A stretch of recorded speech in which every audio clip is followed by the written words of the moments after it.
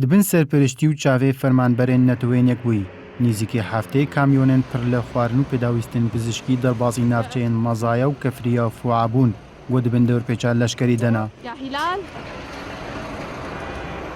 عەبیر عەتیفە بەهیڤدارە بەرنامەیە خواردنە جیهانێ یا سەربێنێتەوەیەک بووی ڕاگەهاند گوالیکاریên مرۆڤی خواردن دەرمان و جلان لێخۆ دەگرا و دێژ ئالیێن فەرمانبەرێن وانڤە بێسەر خەڵکێ دەبێن داباشکردن و کەل و پەلێن زێدە دێ بشێنن عەمبارên مەزایە داگۆ دێ پاشە ڕۆژێدا دیسە دابەش بکن.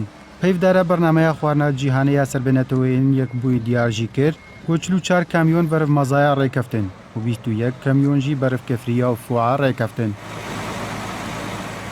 لە گۆری ڕەوانگەها سووریا مافی مرۆڤان 40,000 کەس لە ئێتاخا مەزایە ڕیف دیمەشقی ji heyama 180 roj ve dibin dorpêça leşkeriya hêzên Sûriyeyê û çekdarên Hezbollah dena û nedihiştin xwarin û derman derbasî mezayayê bin. Herwiha herduba jarokên kefriya û fuayên akincî şîa lê parêzgeha Idlib dibin dorpêça grûpên opozisyona Sûriyeyê dena û biryare dige derbasbûna xwarinê ji bo mezaya derbasî herduba jarokan jî bibe.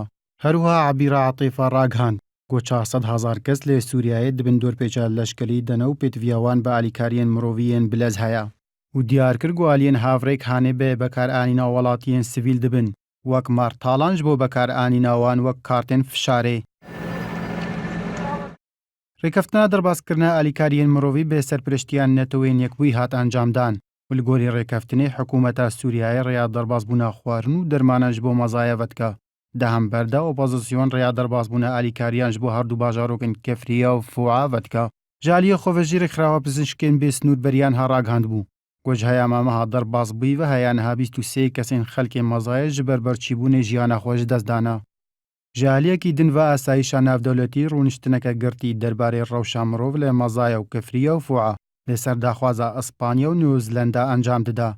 Şerê Sûriya ji bilî kuştin û koçberê bûye sedema asîmane bi hezaran kesên sivîl lê deverên şer da û rêxistinên mirovî jî dibêjin ku zehmete tîmên wan bigihên wan kesan. İbrahîm Adem, NRT